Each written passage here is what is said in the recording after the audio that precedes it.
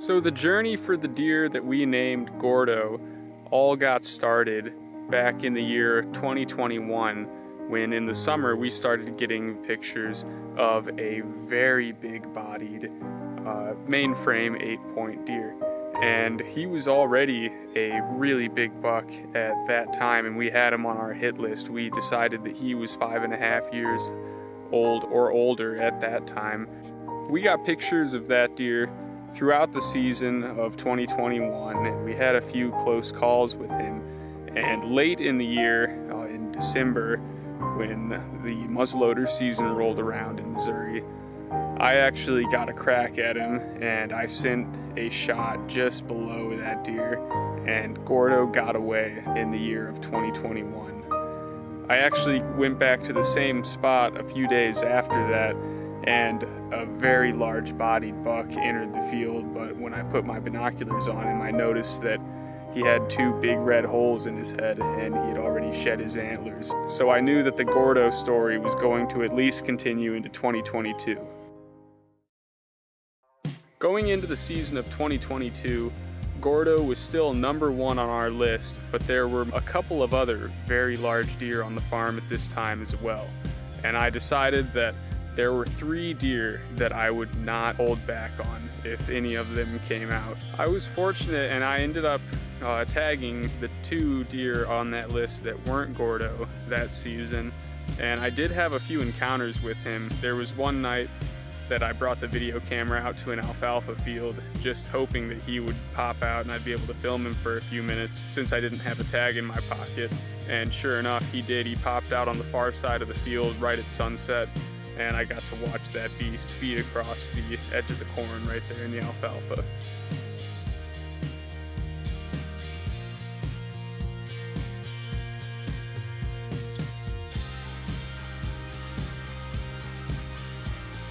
As the 2022 season came to a close, we knew it was time to make some changes and really try to dial in on Gordo.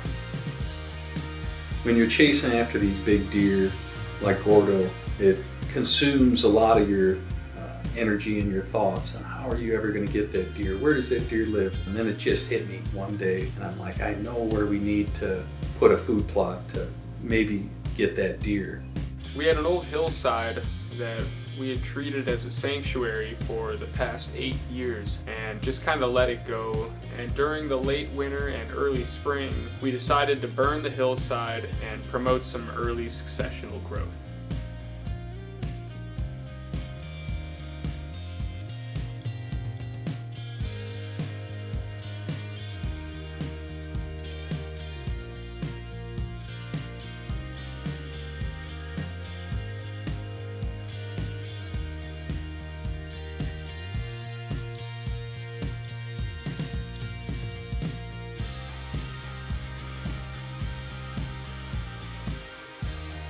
This area that I'm in, where my oldest son shot his first deer, just back over here, we burned it maybe 3 times over the last 10 or 15 years.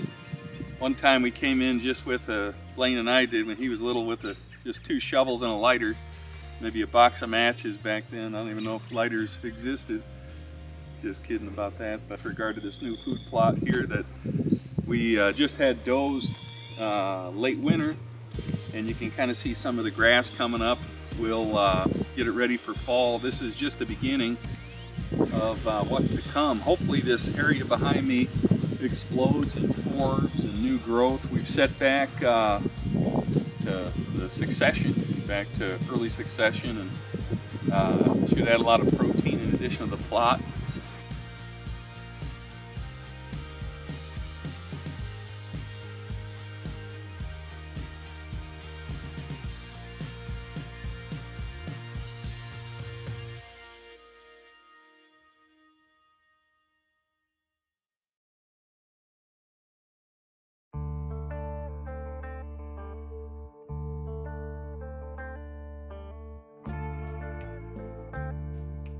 Now we fast forward to the 2023 season, and with high anticipation, we begin looking through trail camera pictures, and then you just stop and you realize your old friend is back.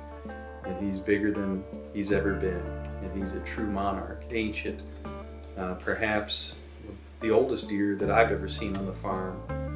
Certainly very well maybe aged at 8.5 years old.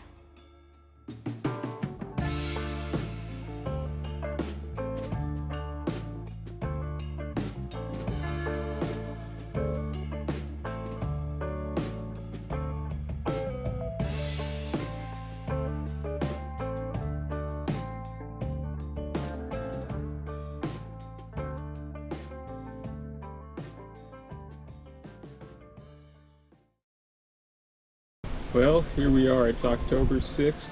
It's finally here. It's the first major cold front of the year. Yesterday we had a high of about 78, and today the high, they said, is going to be 58, but it's real windy right now, so it feels a little bit cooler than that. It rained this morning. The conditions just feel right for buck activity, so it's no surprise that I'm going in after Gordo again today. Feels like I've said that a lot for the last 4 years, but here we are still going in after Gordo, and he hit this plot about 20 minutes after shooting light a couple of days ago, so I'm hopeful that this cold weather makes him pop out a little bit earlier. I'm going to shut up and start making the long hike through the corn to get to this spot, and I'm going to try to do it as quietly as possible.